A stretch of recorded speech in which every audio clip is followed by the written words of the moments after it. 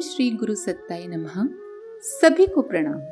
प्रस्तुत है गुरु सत्ता के वरद पुत्रों द्वारा अभिव्यक्त कुछ अविस्मरणीय अनुभूतियां। जब मैं पहली बार शांति कुंज जा रहा था तो पत्नी बहुत रोई थी। उसे किसी ने कह दिया था कि वहां जाने वाले लौटते नहीं हैं, वहीं के हो जाते हैं। उसे संदेह था कहीं मैं सन्यासी न बन जाऊं। मैंने समझाया, गुरुदेव तो स्वयं गृहस्थ हैं। वे हमेशा कहा करते हैं कि गृहस्थ एक तपोवन है, गृहस्थ सबसे बड़ी तपस्या होती है। फिर मुझे सन्यास लेने की क्या जरूरत है? मैं तो केवल उनके दर्शन करने जा रहा हूँ। इस प्रकार की ढेर सारी बातें करके बड़ी मुश्किल से पत्नी को मना पाया था। मैं उन दिनों गायत्री परिवार से नया नया जुड़ा था। गुरुदेव का सत साहित्य पढ़ता रहा था। सन 1986 में जब परम पूज्य गुरुदेव की सूक्ष्मीकरण साधना चल रही थी, उन्हीं दिनों दीवार लेखन तथा अखंड ज्योति वितरण का कार्य मुझे मिला। इसी वर्ष 3 फरवरी को गर्दनी बाग पटना के 9 कुंडीय यज्ञ में मैंने दीक्षा ली थी। उसी समय श्री चंद्रशेखर प्रसाद जी, जो कि अब स्वर्गवासी हो चुके हैं, उनका सानिध्य प्राप्त हुआ। वे गुरुदेव के समर्पित शिष्यों में से एक थे। उनके व्यक्तित्व से मैं बहुत प्रभावित था। एक दिन अचानक उन्होंने मुझसे कहा, आप हरिद्वार चलें। उन्हीं से मालूम हुआ परम पूज्य गुरुदेव ने अपनी सूक्ष्मीकरण साधना के समापन पर सभी नैष्ठिक शिष्यों को पास बुलाया है। उनके पास पत्र आया था। वे चाहते थे मैं भी साथ चलूं। मैं तो पहले ही अखंड ज्योति और युग निर्माण साहित्य से इतना प्रभावित था कि इनके सूत्रधार इस युग पुरुष के दर्शनों के लिए आतुर सा था। मैं सानंद चलने को तैयार हो गया। होली के बाद पटना से रवाना होना था। होली के अगले दिन घर से चला। खजूरिया चौक पहुंचकर देखा कि कोई यात्री वाहन नहीं चल रहा है। एक ट्रक वाले से अनुरोध किया तो उसने मुजफ्फरपुर तक पहुंचा देना स्वीकार किया। रास्ते में ड्राइवर को गायत्री मंत्र के विषय में बताया तो उसने उत्साहपूर्वक मुझसे स्टिकर लेकर गाड़ी में चिपका लिया, जबकि वो ड्राइवर मुस्लिम था। मुजफ्फरपुर में जहाँ ट्रक से उतरा वहीं तत्काल कार वाले एक साहब ने लिफ्ट दे दी। इस तरह बिना किसी अड़चन के मैं पटना पहुंच गया। अगले दिन सुबह हम 4 लोग पटना से रवाना हुए। यहाँ भी अकल्पनीय रूप से हम सभी को खाली बर्थ मिल गई, जबकि हमारा रिजर्वेशन भी नहीं था। मन आनंद और उमंग से भरा हुआ था। विपरीत परिस्थिति रहते हुए भी मार्ग में सर्वत्र अनुकूलता बनती चली जा रही थी। ऐसा लग रहा था जैसे गुरुदेव ने मुझे भी बुलाया हो। तभी तो रास्ते के सारे अवरोध, सारी प्रतिकूलताएं अपने आप ही दूर होती जा रही हैं। प्रातः काल हरिद्वार पहुंचा और फिर मेरे सामने था बहु प्रतीक्षित अपना वो गुरुद्वारा, गायत्री तीर्थ, शांति कुंज। कितनी पवित्र शांति! गंगा की गोद में बसा ये तीर्थ दर्शन करके मैं तो निहाल हो गया। गंगा स्नान के बाद भोजन प्रसाद लिया। अब बस इस बात की प्रतीक्षा थी कि कब पूज्य गुरुदेव के दर्शन हों। दोपहर 12:30 बजे की गोष्ठी थी। यात्रा से सभी थके थे, सब सोने की तैयारी कर रहे थे। मैं सोना नहीं चाहता था। भय था कि कहीं गहरी नींद सो जाऊं तो अवसर चूक सकता है। सोचा गोष्ठी के बाद सो लूंगा, लेकिन इतनी विकल प्रतीक्षा के बावजूद रात्रि की थकान ने असर दिखाया और कब सो गया इसका पता ही नहीं चला। अचानक ऐसा लगा कि किसी ने झकझोर कर जगाया हो। गोष्ठी में नहीं जाना क्या? मेरी नींद खुल गई। देखा तो आसपास कोई नहीं है। जल्दी जल्दी हाथ मुंह धोकर गोष्ठी में पहुंचा। गोष्ठी के पहले घोषणा की गई, जिन्हें गुरुदेव का पत्र मिला है वे अपना नाम दें, गुरुदेव ने मांगा है। मैं निराश हो गया। मुझे तो पत्र मिला ही नहीं था।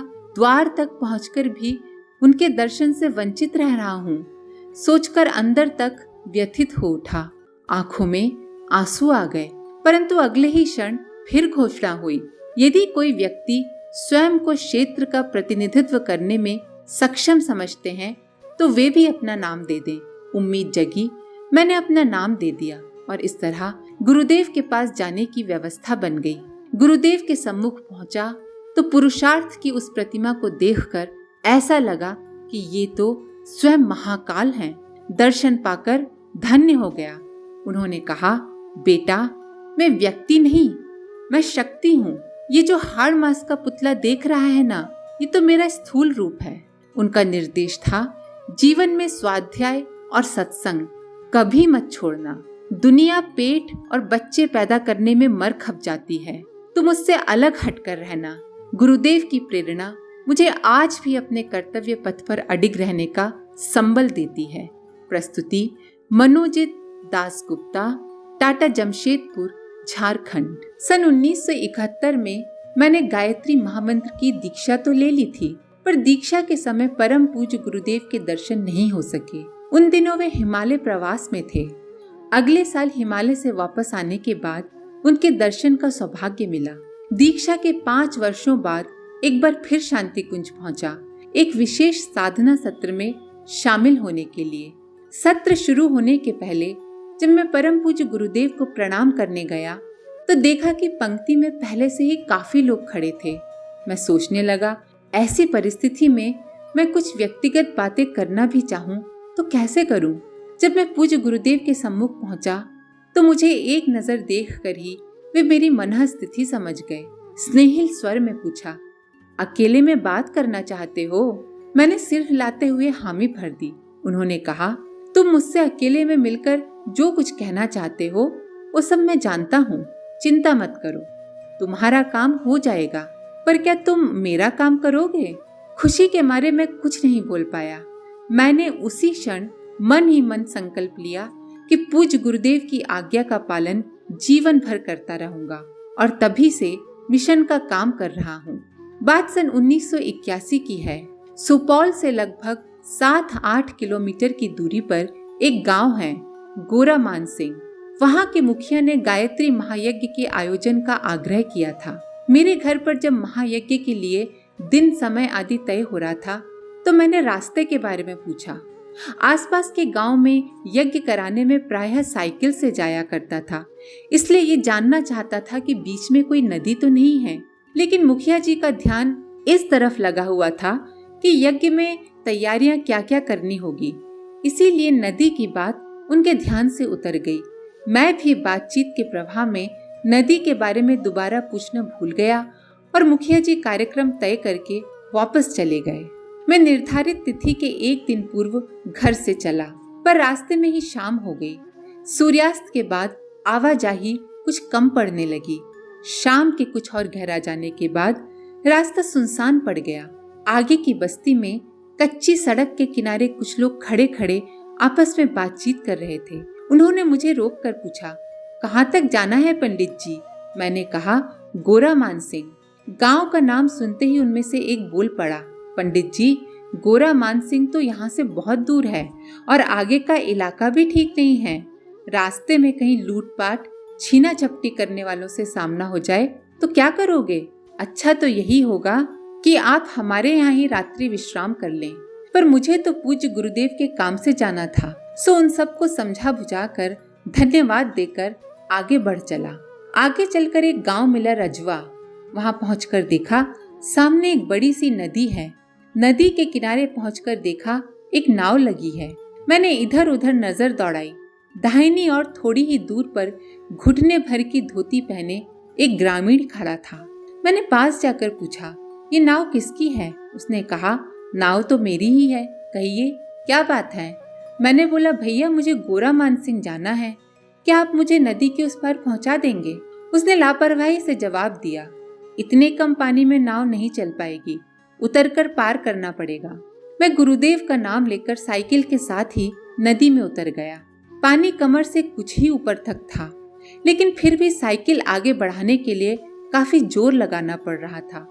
अभी नदी का चौथाई हिस्सा ही पार कर सका था कि एक एक कर मेरे दोनों पैर दलदल में जा धंसे। बाहर निकलने के लिए जितना जोर लगाता उतना ही अंदर धंसता चला जा रहा था। जब जांघ तक का हिस्सा कीचड़ में धंस गया तो मेरी हिम्मत जवाब देने लगी। भयाक्रांत मन भी ये मान चुका था कि अब किसी भी पल मेरी जीवन लीला समाप्त हो सकती है। व्यक्ति को अपने जीवन के अंतिम क्षण में किस प्रकार की अनुभूति होती है, इसका आभास मुझे उन पलों में होने लग गया था। सारे शरीर में जैसे बिजली सी कौंध गई थी। पिछला पूरा जीवन एक बार की आंखों के आगे नाच उठा। कितने सारे काम पड़े हैं। मेरे मर जाने के बाद मेरे छोटे छोटे बच्चों का क्या होगा? हताशा के इस दौर में पूज्य गुरुदेव की बात याद आई। उन्होंने कहा था कि वे हमेशा हमारे आगे पीछे रहेंगे, विपत्तियों से हमारी रक्षा करेंगे। पर दूसरे ही पल मन में विचार उठा, अरे संत स्वभाव के हैं, इसीलिए दिलासा दे दिया होगा। अब इतनी दूर मेरे को बचाने कैसे आएंगे? कीचड़ अब कमर से ऊपर आ चुकी थी।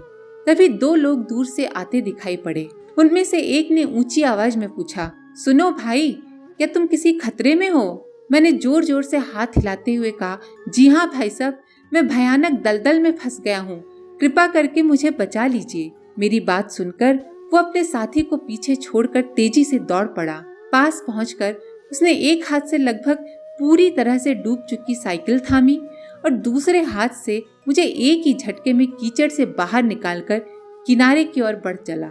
ऊपर से दुबले पतले दिखने वाले उस आदमी की अंदरूनी ताकत देखकर मैं मन ही मन उसकी प्रशंसा कर रहा था।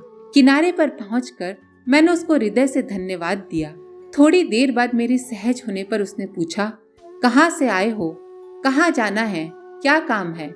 मैंने उसे बताया कि मुझे गोरा मान सिंह के मुखिया जी के यहाँ यज्ञ कराने जाना है।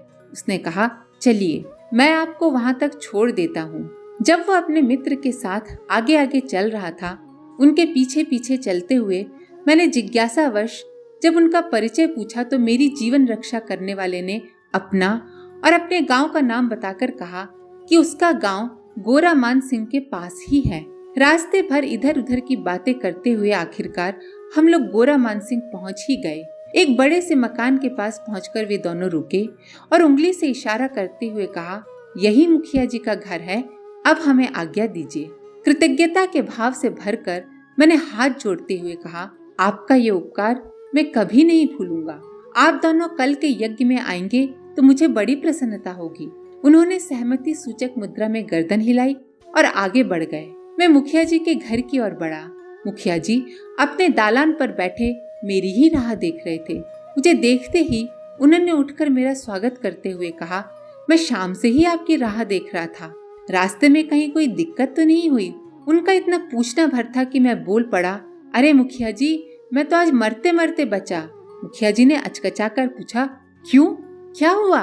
मैंने भयानक दलदल से उबरने का अपना सारा वृतांत एक ही सांस में कह सुनाया। मुझे बचाने वाले उस व्यक्ति का तथा उसके गांव का नाम सुनकर मुखिया जी चौंक पड़े। उन्होंने कहा, यहाँ ना तो इस नाम का कोई गांव है और न ही आसपास के गांव में ऐसा कोई आदमी है। मुखिया जी को इस बात पर भी घोर आश्चर्य हो रहा था कि उस व्यक्ति से मेरी सारी बातचीत हिंदी में होती रही। जब मुखिया जी ने मुझे ये बताया कि आसपास के किसी भी गांव में एक भी व्यक्ति खड़ी बोली का जानकार नहीं है, तो मेरे भी आश्चर्य का ठिकाना नहीं रहा। सोचने की मुद्रा में मेरी आंखें बंद हो गई। मुझे लगा कि सामने परम पूज्य गुरुदेव खड़े हैं, मंद मंद मुस्कुराते हुए कह रहे हैं, तुम जहाँ भी जाते हो मैं तुम्हारे आगे पीछे मौजूद रहता हूँ। आगे से अनजान राहों पर कुसमय मत चला करना। भाव लोक में विचरण करते हुए गुरुदेव की इस प्यार भरी झिड़की से मेरी आंखें नम होती चली गई। प्रस्तुति चंद्र किशोर सिंह, आरा बगीचा, मुंगेर, बिहार। आज के लिए इतना ही। अपने विचार कमेंट बॉक्स में जरूर लिखें। आप सभी का धन्यवाद। ओम शांति। हमारे YouTube चैनल को सब्सक्राइब करें और बेल आइकन को दबाकर ऑल पर क्लिक करें ताकि आने वाले सभी वीडियोस की नोटिफिकेशन आपको मिलती रहे।